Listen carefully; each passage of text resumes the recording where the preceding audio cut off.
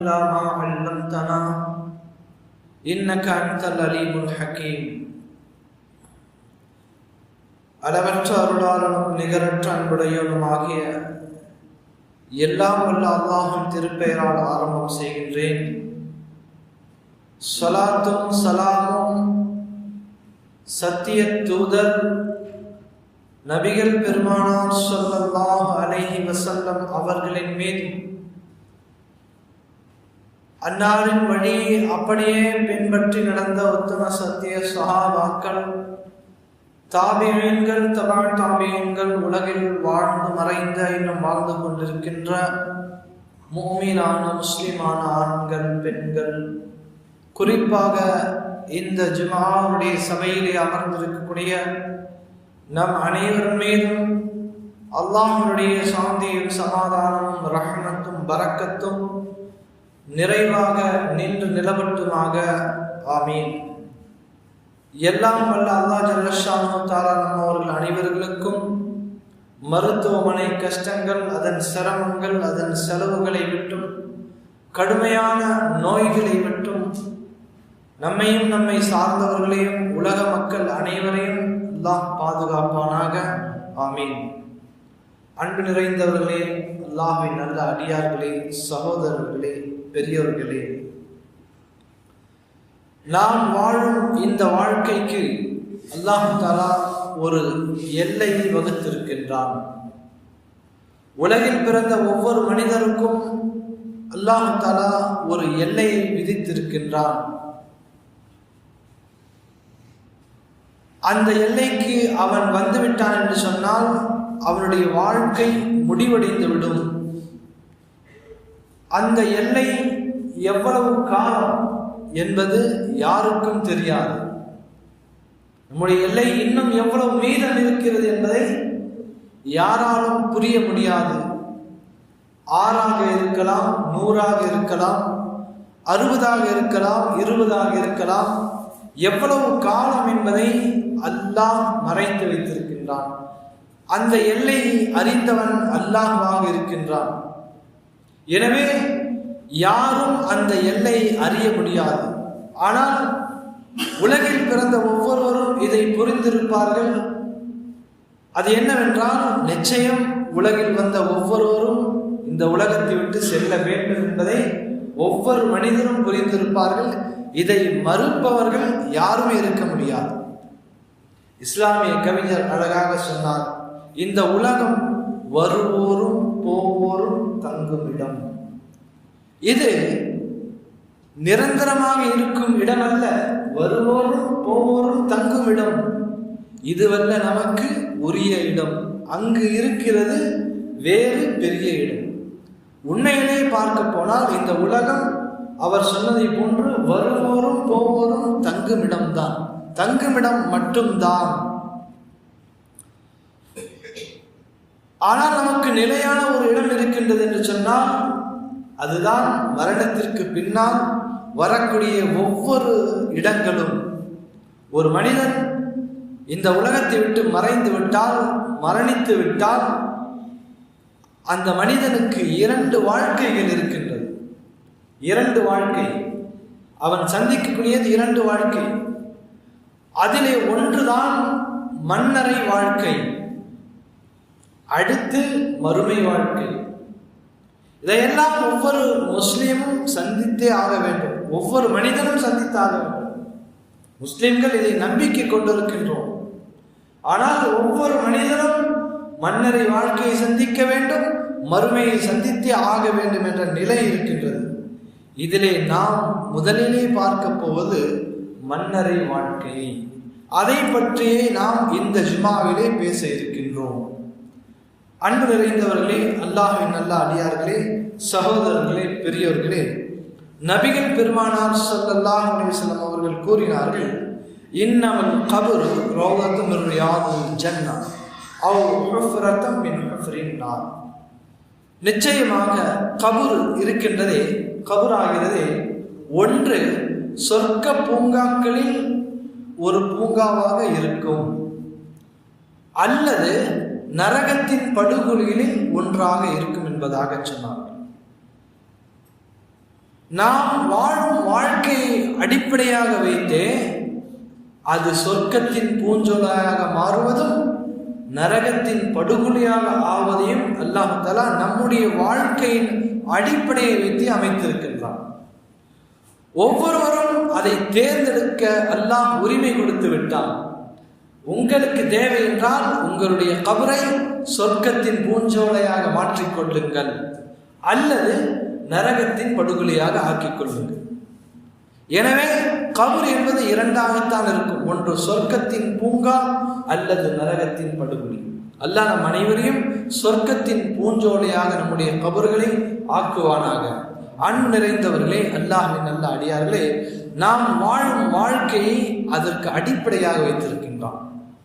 எப்படி வாழ்கின்றோம் அதற்கு ஏற்றால் போல் நம்முடைய மரணத்திற்கு பின்னால் வரக்கூடிய மன்னரை வாழ்க்கையை அது அமையும். ஒவ்வொருவரும் சந்தித்தாக வேண்டும், அதிலே யாருக்கும் விதிவிலக்கு அல்ல. இதை யாராலும் மறுக்க முடியாது, மறைக்கவும் முடியாது. எனவேதான் நபிகள் பெருமானார் ஸல்லல்லாஹு அலைஹி வஸல்லம் அவர்கள் நிறைய சொல்லி இருக்கின்றார்கள், மன்னரை வாழ்க்கையை பற்றி நீங்கள் பாதுகாப்பு தேடிக்கொள்ளுங்கள் என்பதாக. அன்பு நிறைந்தவர்களே, அல்லாஹ்வின் நல்ல அடியார்களே,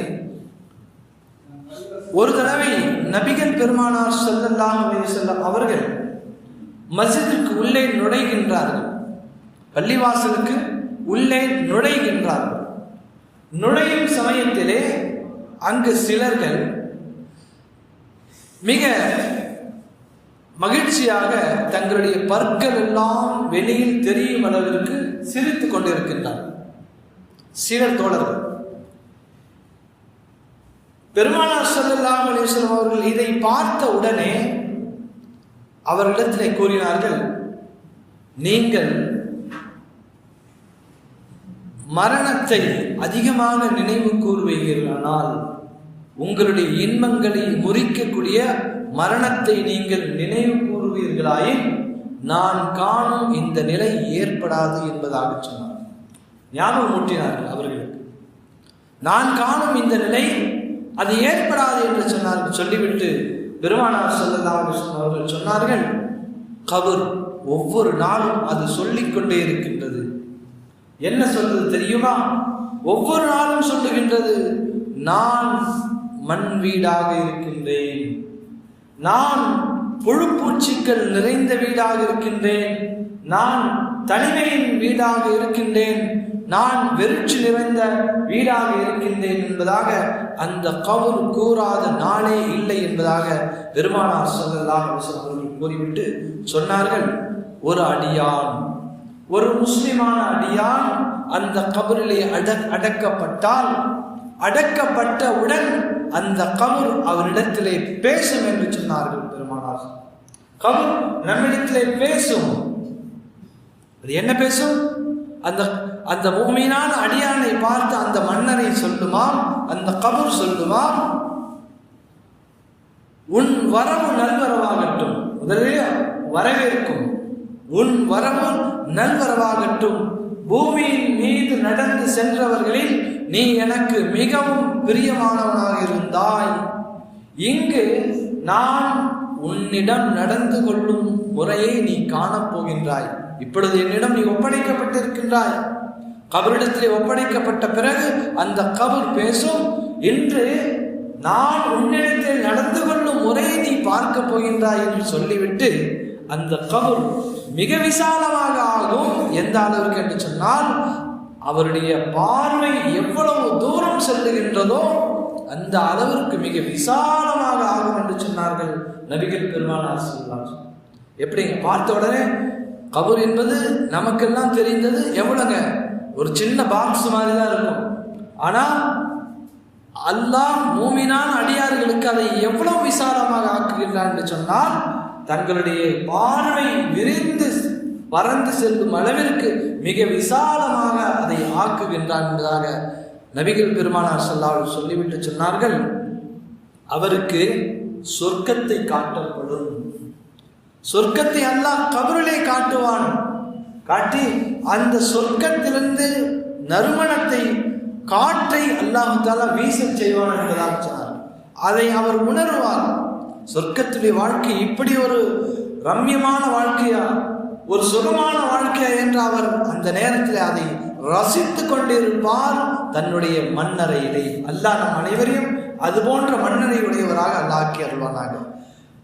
அவர் இன்பத்திலே மூழ்கி இருப்பார் என்பதாக பெருமானார் ஸல்லல்லாஹு அலைஹி வஸல்லம் அவர்கள் சொன்னார். அடுத்ததாக அவருக்கு சொல்லப்படுமா, நம் கனவுமத்தில் அரூஸ், நீங்க தூங்குங்கள், எப்படி புது மாப்பிள்ளை போன்று நீங்கள் இந்த மண்ணறையிலே நிம்மதியாக தூங்குங்கள் என்று அவருக்கு சொல்லப்படும் என்பதாக பெருமானார் ஸல்லல்லாஹு அலைஹி வஸல்லம். எப்படி அந்த வார்த்தையை பாருங்கள், மண்ணறையிலே நீங்கள் மணவரையிலே தூங்குவதை போன்று, மணவாளன் தூங்குவதை போன்று, புது மாப்பிள்ளை தூங்குவதை போன்று நீங்கள் நிம்மதியாக தூங்குங்கள் என்று முஃமினான அடியானுக்கு சொல்லப்படும் என்பதாக நபிகள் பெருமானார் ஸல்லல்லாஹு அலைஹி வஸல்லம் சொன்னார்கள். அப்படிப்பட்டவர்களால் அல்லாஹ் நம் அனைவரையும் ஆக்கி அருள்வானாக. கண்ணியமிக்கவர்களே, அல்லாஹ்வின் நல்ல அடியார்களே, அல்லாஹ் பாதுகாக்க வேண்டும். அடுத்ததாக சொன்னார்கள், ஒரு கெட்ட அடியான், ஒரு முஃமின் இல்லாத அடியான், இந்த உலகத்தில் அல்லாஹ்விற்கு வெறுப்பான முறையில் வாழ்க்கை கழித்த அந்த அடியான் கபரிலே அடக்கப்பட்டவுடன் அந்த கபர் அவனிடத்திலும் பேசும். எப்படி முஃமினிடத்திலே பேசியதோ இவனிடத்திலும் அந்த கபர் பேசும். முதலில் சொல்லும், உன் வரவு தீயதாக ஆகட்டும். சொல்லும், நீ வந்ததே மிக மோசமாக ஆகிவிட்டது.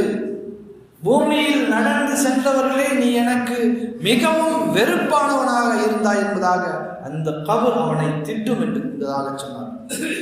உலகத்திலே அல்லாஹ்வை கட்டளையை மறந்தார், அல்லாஹ்வுக்கு கட்டுப்பட மறுத்தார், பாவங்களிலே மூழ்கி இருந்தார், இந்த உலகமே சதம் என்று இருந்தார், இதற்கு பின்னால் வாழ்க்கை என்று இல்லை என்ற ஒரு நம்பிக்கையை கொண்டிருந்தார். பிறகு அவர் சந்திக்கக்கூடிய அந்த கபரிலே அவர் அந்த கபர் சொல்லும், நீ பூமியிலே நடந்தவர்களில் ஆக மிக மோசமானவர்கள் உள்ளவராக இருந்தாய் என்று சொல்லிவிட்டு சொல்லுமா, இன்று நான் உன்னிடம் நடந்து கொள்ளும் முறையை பார்க்க போகின்றாய். அல்லாஹ் பாதுகாக்க வேண்டும். சொல்லுமா, இன்றைக்கு நான் உன்னிடத்தில் மிக கடுமையாக உன்னிடம் நடக்கப் போகின்றேன் என்று சொல்லிவிட்டு பெருமானார் ஸல்லல்லாஹு அலைஹி வஸல்லம் சொன்னார்கள், தங்களுடைய விரல்களை கோர்த்து காட்டி சொன்னார்கள், இவ்வாறு தான் விரல்களை நாம் எவ்வாறு ஒன்றோடு ஒன்று கோர்க்கின்றோமோ அது போன்றுதான் மன்னரை அவனை நெருக்கும் என்பதாக சொன்னார். அந்த நெருக்குதல் எந்த அளவுக்கு என்று சொன்னால் அவனுடைய விலா எலும்புகள் எல்லாம் உடைந்து சுக்குநூறாக. எல்லாம் பாதுகாக்க கடுமையான வேதனை. சொல்லுமா, அவனை நெருக்கும் என்பதாக சொன்னார்கள். எடுத்து சொல்லும், அவனிடத்தில் அவனின் மீது 70 பாம்புகள் சாட்டப்படும் என்பதாக சொன்னார்கள் பெருமானார். 70 பாம்புகள்.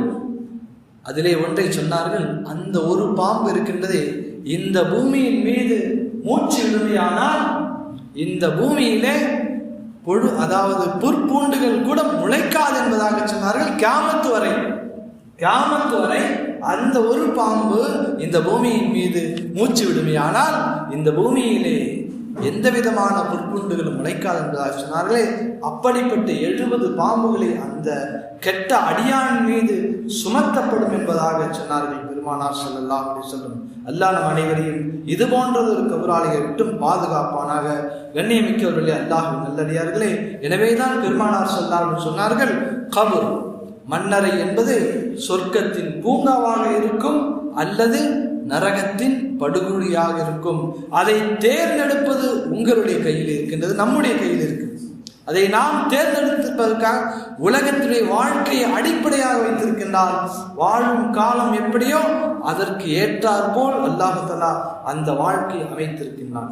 எனவேதான் இந்த கபரை பற்றி மிக அதிகமாக எச்சரிக்கை செய்திருக்கின்றார்கள் பெருமானார் ஸல்லல்லாஹு அலைஹி வஸல்லம். ஒவ்வொரு தொழுகையிலும் கபரை பற்றி அதனுடைய அதாபுகளை பற்றி பாதுகாப்பு தேடுவார்கள் பெருமானார் ஸல்லல்லாஹு அலைஹி வஸல்லம்.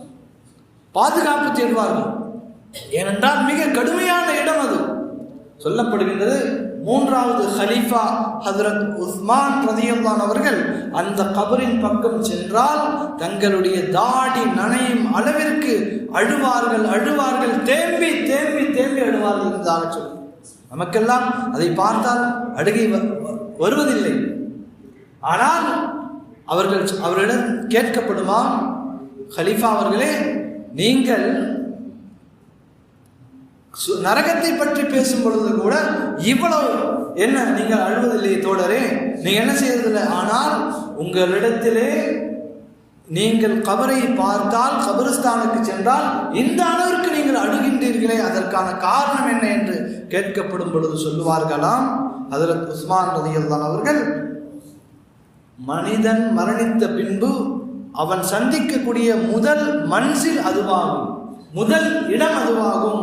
ஒரு அடியான் அந்த இடத்திலே வெற்றி பெற்று விட்டால், அங்கு இருந்து கடந்து விட்டால், பாஸ் ஆகிவிட்டால், மீதம் அனைத்து இடங்களும் அவன் பாஸ் ஆகி விடுவான் என்பதாக சொன்னார்கள் பெருமானார். எனவே அந்த இடம் நமக்கு என்ன செய்யுங்க, அதை நாம் சரியானதாக சிறப்பானதாக ஆக்க வேண்டும் என்பதாக பெருமானார் ஸல்லல்லாஹு அலைஹி வஸல்லம் நிறையவே சொல்லியிருக்கின்றார்கள்.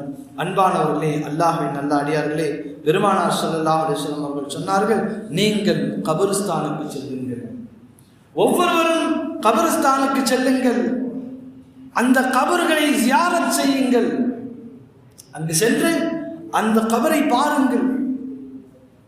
சொன்னார்கள், எதற்காக? இவைகள் உங்களுடைய மறுமையினுடைய சிந்தனையை தூண்டும் என்று சொன்னார். இந்த கபருடைய சிந்தனை நாம் நினைக்க வேண்டும், இது போன்றுதான் நாமும் ஒரு நாள் வருவோம், படுப்போம், நாமும் படுத்திருப்போம், பிறகு மறுமையை சந்திப்போம், அங்கு கேள்வி கணக்கு இருக்கின்றது, அங்கு அல்லாஹ் நாடினால் அதாபும் இருக்கும், அல்லாஹ் நாடினால் சுகமும் இருக்கும் என்பதை நாம் சிந்திக்க கடமைப்பட்டிருக்கின்றோம். எங்கு சென்று? கபரிஸ்தானுக்கு சென்று. பெருமானார் ஸல்லல்லாஹு அலைஹி வஸல்லம் அழகிய துஆவையும் சொல்லிக் கொடுத்தார்கள். நீங்கள் கபரிஸ்தானுக்கு சென்றால் நீங்கள் சொல்லுங்கள், அஸ்ஸலாமு அலைக்கும் யா தார கௌமி முஃமினீன், அல்லது அஸ்ஸலாமு அலைக்கும் யா அஹ்லல் குபூர். அங்கு சொல்ல வேண்டும் சென்று, ஓ கபர்வாசிகளே, உங்களின் மீது சாந்தியும் சமாதானம் உண்டாகட்டும். சொல்ல வேண்டுமாம், அன்தும் சலஃப்னா வ நஹ்னு பில் அஸர். அங்க சொல்லணும், நீங்கள் முன்னால் சென்று விட்டீர்கள், உங்களுக்கு பின்னாலேயே நாங்களும் பின்தொடர இருக்கின்றோம் என்று அந்த கபரிஸ்தானுக்கு சொல்ல வேண்டும் என்பதாக பெருமானார் ஸல்லல்லாஹு அலைஹி வஸல்லம் அவர்கள் நம்மை கபரிஸ்தானுக்கு செல்லுங்கள் என்பதாக சொல்லியிருக்கிறார்கள். அங்கு சென்று நீங்கள் அங்கு செல்வது எதற்காக என்று சொன்னால், உங்களுடைய மறுமையினுடைய சிந்தனையாக தூண்டும் என்று சொன்னார்கள். அல்லாஹ் பாதுகாக்க வேண்டும். இன்றைக்கு நம்மிலே நாம் ஏதாவது ஜனாசாவை அடக்கும் பொழுது கூட நம்மிலே நிறைய பேருக்கு அதனுடைய சிந்தனை வருவதில்லை. நாம் வேறு வேறு விஷயங்களை பற்றி பேசிக் கொண்டிருக்கின்றோம், உலகத்துடைய விஷயத்தை பற்றி பேசுகின்றோம். ஆனால் அந்த மனிதர் மரணித்து விட்டார், அவர் அடுத்தடுத்து மன்சில்களை சந்திக்க போகின்றார், அவர் அல்லாஹ்வுடைய கேள்வி கணக்குக்கு உள்ளாகி விட்டு இருக்கின்றாரே, அவருக்காக நாம் துஆ செய்ய வேண்டும், நமக்கும் அல்லாஹ் லேசாக்க வேண்டும், நமக்காகவும் துஆக்களை செய்ய வேண்டுமே தவிர நாம் இதை விட்டு வேறு சிந்தனைகளை நாம் நிச்சயமாக செலுத்தக்கூடாது. அன்பானவர்களே, அல்லாஹ்வின் நல்ல அடியார்களே, நம்முடைய கபருடைய வாழ்க்கை சிறப்பாக அமைய வேண்டும் என்று சொன்னால் அதற்கு தேவையானது என்ன தெரியுங்களா? உலகத்துடைய வாழ்க்கை சிறப்பானதாக அமைய வேண்டும். உலகத்துடைய வாழ்க்கை சிறப்பானதாக இருக்கும். உலகத்துடைய வாழ்க்கை சிறப்பாக இருக்குமே ஆனால் அவர் பயப்பட தேவையில்லை. கபருடைய வாழ்க்கையும் சிறப்பானதாக இருக்கும் இன்ஷா அல்லாஹ். உலகத்துடைய வாழ்க்கையில் நாம் தோற்று போய்விட்டோம் என்று சொன்னால் கபருடைய வாழ்க்கையும் அது போன்றுதான் இருக்கும். எனவே அதிலே நாம் பல விஷயங்களை பார்க்கின்றோம். முதலிலே அல்லாஹ்வின் உள்ள ஈமானிலே உறுதியானவராக இருக்கும். சிறப்பான வாழ்க்கையில் உள்ளதுதான் நாம் கொண்டுள்ள ஈமானிலே உறுதிமிக்கவராக இருக்க வேண்டும். அல்லாஹ்வின் மீதுள்ள நம்பிக்கையிலே உறுதியாக இருக்க வேண்டும். என்னை படைத்தவன் அவன், எனக்கு உணவு கொடுப்பவன் அவன், எனக்கு நோய் கொடுப்பவன் அவன் தான், எனக்கு சுகம் கொடுப்பவன் அவன் தான், எனக்கு லாபம் நஷ்டம் எல்லா விதமான துன்பமாக இருக்கட்டும் இன்பமாக இருக்கட்டும் அனைத்தையும் கொடுப்பவன் அவன்தான் என்று நம்பிக்கையில் உறுதியாக இருக்க வேண்டும்.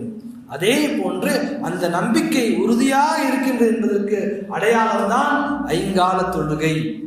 கபருடைய வேதனையை நீக்குவதற்கு ஐங்கால தொழுகை மிக மிக மிக அவசியமானதாக இருக்கின்றது சொல்லுவோம். உண்மையிலே தொழுகையாளிகளுக்கு அல்லாஹ் கபரிலே வரவேற்பு கொடுப்பான் நிச்சயம் இன்ஷா அல்லாஹ். எனவே நாம் தொழுகையாளிகளாக இருக்க வேண்டும். அதுதான் ஈமானுடைய அடையாளங்கள் உள்ளது. உறுதியான ஈமானுடையவர்களாக இருக்கின்ற என்பதற்கு என்ன அடையாளம்? ஐங்கால தொழுகை அந்த மனிதனிடத்திலே இருக்கும். அவர் தன்னுடைய கபரை சிறப்பாக ஆக்குவதற்கு முயற்சி செய்கிறார் என்பதாகத்தான் அதற்கான அர்த்தம். தொழுகையை கொண்டு அல்லாஹ் நிறைய பிரயோஜனங்களை வைத்திருக்கின்றான். அதிலே ஒன்றுதான் பெருமானார் ஸல்லல்லாஹு அலைஹி வஸல்லம் சொன்னார்கள், அவர் கேள்வி கணக்கின்றி அவர் கபர் என்ன செய்வார், அவர் சொர்க்கத்திற்கு செல்வார், கபருடைய அதாவை விட்டும் அவருக்கு பாதுகாப்பு அளிக்கப்படுகின்றதாக பெருமானார் ஸல்லல்லாஹு அலைஹி வஸல்லம் சொல்லியிருக்கின்றார்கள். எதற்காக? இந்த தொழுகை. எனவே நம்முடைய உலக வாழ்க்கை சிறப்பான முறையில் அமைவதற்கான இரண்டாவது விஷயம்தான் தொழுகை. ஐங்கால தொழுகையில் நாம் மிகவும் சரியானவர்களாக, பேணுதல் மிக்கவர்களாக, அதை சரியான முறையிலே சரியான நேரத்திலே நிறைவேற்றக்கூடியவர்களாக இருக்க வேண்டும். மூன்றாவது விஷயம்தான் நாம் செய்யும் வியாபாரத்திலே நேர்மை, நாம் செய்யும் தொழிலிலே உண்மை, அதிலே யாரையும் ஏமாற்றக்கூடாது, அதிலே கலப்படம் இருக்கக்கூடாது, இன்ன பிற தவறான விஷயங்கள் இருக்கக்கூடாது. உண்மையான முறையிலே செய்யக்கூடிய அந்த வியாபாரம் இருக்கின்றதே, இன்ஷா அல்லாஹ் நம்முடைய கபரிலே அவை ஒளிமயமாக இருக்கும். சொல்வது இந்த உலகத்தில் நான் எப்படி வேணுமா வாழ்ந்து விடலாம், எனக்கு எந்த விதமான பிடிமானமும் இல்லை என்று யாரும் இருந்துவிட முடியாது. எல்லோருக்கும் ஒரு இடம் பிடிக்கப்படும் இருக்கின்றது. அந்த செக் போஸ்ட் தான் கபர். அந்த இடத்திலே நாம் எங்கு சுற்றினாலும் அந்த இடத்துல என்ன செய்யணுங்க, போய் நின்றாக வேண்டும். நாம் இந்த உலகிலே செய்த அத்தனை தகுதி திட்டங்களுக்கும் பதில் சொல்லியாக வேண்டும். உலகிலே நாம் செய்த நன்மை தீமைகளுக்கான விசாரிக்கப்படும் இடம்தான் அந்த கபர். எனவே இந்த உலகத்திலே சிறப்பான வாழ்க்கையிலே நாம் செய்ய வேண்டிய மூன்றாவது விஷயம், நம்முடைய கொடுக்கல் வாங்கல், வியாபாரம், உத்தியோகம் இவைகளை முடிந்த அளவிற்கு சரியானதாக இருப்பதற்காக நாம் பார்த்து கொள்ள வேண்டும். யாரையும் ஏமாற்றி விடக்கூடாது, யாரையும் மோசடி செய்து விடக்கூடாது. எங்கு ஏமாற்றி விடலாம், ஆனால் பிடிக்கப்படும் இடம் ஒன்று இருக்கின்றது என்பதை உறுதியாக நம்பியவர்களாக நாம் நம்முடைய அந்த வியாபாரத்துடைய வாழ்க்கையில் இருக்க வேண்டும். அடுத்ததாக நாம் வாழும் குடும்ப வாழ்க்கை, மனைவி, மக்கள், சொந்த பந்தம் என அந்த குடும்பத்துடைய அந்த வாழ்க்கையிலே அவர்களுக்கு செய்ய வேண்டிய கடமைகளை சரியாக நிறைவேற்றுவது. இல்லை என்று சொன்னால் அதற்காக நாம் கபரிலே பிடிக்கப்படுவோம். எனவே குடும்ப வாழ்வியலிலும் நம்முடைய நேர்த்தியான முறைகளை நாம் கடைபிடிக்க வேண்டும். அடுத்ததாக நாம் செய்யும் தான தர்மங்கள், இவைகள் அல்லாஹ்வால் கொடுக்கப்பட்ட இந்த செல்வங்களை நம்மால் முடிந்த அளவிற்கு ஏழை எளியவர்கள், அதாவது கஷ்டத்தில் இருப்பவர்கள் அனைவர்களுக்காகவும் நாம் மனமுவந்து கொடுக்க வேண்டும். அல்லாஹ்வுடைய பாதையிலே அதிகமாக செலவு செய்ய வேண்டும். அன்பானவர்களே, அல்லாஹ்வின் நல்லவர்களே, இது போன்ற நல் அறங்கள் தான், இது போன்ற விஷயங்கள் தான் நம்முடைய கபரை ஒளிமயமாக இன்னும் விசாலமாக ஆக்குவதற்கான நற்செயல்கள். அல்லாஹ் நம் அனைவருக்கும் இது போன்ற நற்செயல்களை நல்ல முறையிலே செய்து நம்முடைய கபர்களை மிக விசாலமானதாக ஒளிமிக்கதாக ஆக்குவதற்கு அல்லாஹ் நம் அனைவருக்கும் தௌஃபீக் செய்வானாக. ஆமீன். வாஹிரு தஅவானா அல்ஹம்துலில்லாஹி ரப்பில் ஆலமீன்.